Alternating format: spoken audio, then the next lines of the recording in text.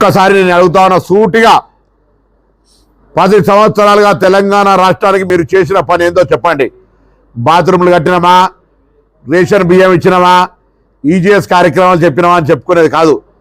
ఒక నిరుద్యోగ సమస్య పరిష్కారానికి, ఒక ఆరోగ్యం మెరుగుపడడానికి వైద్య సంబంధించిన పరంగా కావచ్చు, నిరుద్యోగ సమస్య కావచ్చు, ఇన్ఫ్రాస్ట్రక్చర్ కావచ్చు, ఏదైనా మీరు ఏర్పాటు చేసింది ఉందా అని అడుగుతాను. ఆఖరికి విభజన హామీలు కావచ్చు, అవన్నీ చేయని మీరు ఇలా తెలంగాణ రాష్ట్రంలో ఏ ముఖం పెట్టుకొని ఓట్లు అడుగుతారు.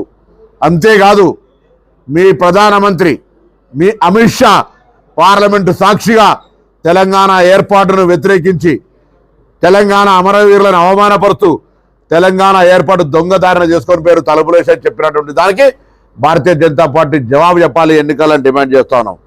అంతేకాదు ఇలా భారతీయ జనతా పార్టీకి సంబంధించినటువంటి నాయకులు ఈ అంశం జవాబు చెప్పకుండా, తెలంగాణ అభివృద్ధి ఏం చేశారో చెప్పకుండా, అసలు పొద్దున్న లేస్తే దేశం మొత్తం మీద 95% మంది రాజకీయ నాయకులను, బీజేపీని వ్యతిరేకించే రాజకీయ నాయకులను ఈడీ ఎన్ఫోర్స్మెంట్ విజిలెన్స్ మీద మాత్రం రైడ్ చేయించి ఈ దేశం మొత్తం మీద ఒక కేసీఆర్ కుటుంబాన్ని ఎందుకు వదిలేసినారు? మేము అరెస్ట్ చేయమని కూడా అంటలేం.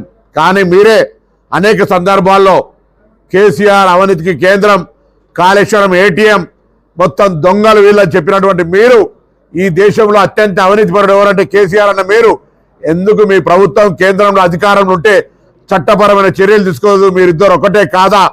మీరిద్దరు చట్టాపట్టాలు వేసుకొని ఒకరికొకరు రక్షించుకొని పార్లమెంట్లో మీ బిల్లులకు సహకారం, మీరు అవినీతికి అండగా ఉన్నటువంటి మాట వాస్తవం కాదా?